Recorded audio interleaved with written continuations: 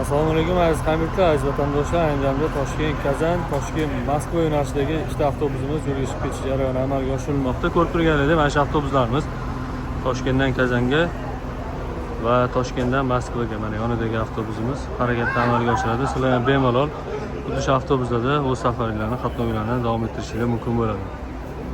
Avtobusga chiqaylarda tepa tomoninglarda mana shunaqa yozuvlar skaner qiladigan QR kodlarimiz joylashtirilgan. O'shalarni skaner qilsanglar Moskva shahridan onlayn mana bunda Novoyasenov avtovokzali, bunda Kotelnik avtovokzalidan onlayn bilet olishni QR kodlari skaner qilsanglar to'g'ridan-to'g'ri ofitsialniy saytiga kirib ketadi. Bemalol sizlar olishinglar mumkin bo'ladi va avtobusimizda xuddi shu uzoq transport avtobuslarda to'g'ridan-to'g'ri qatnovlarni amalga oshirasizlar. Aziz vatandoshlar, tanlovda adashmasdan faqatgina mana shu mashhurlikka erishgan 4-9 hamda 49-99 raqamlarimizga qo'ng'iroq qilsanglar sizlarga aniq va to'liq ma'lumotlar beriladi.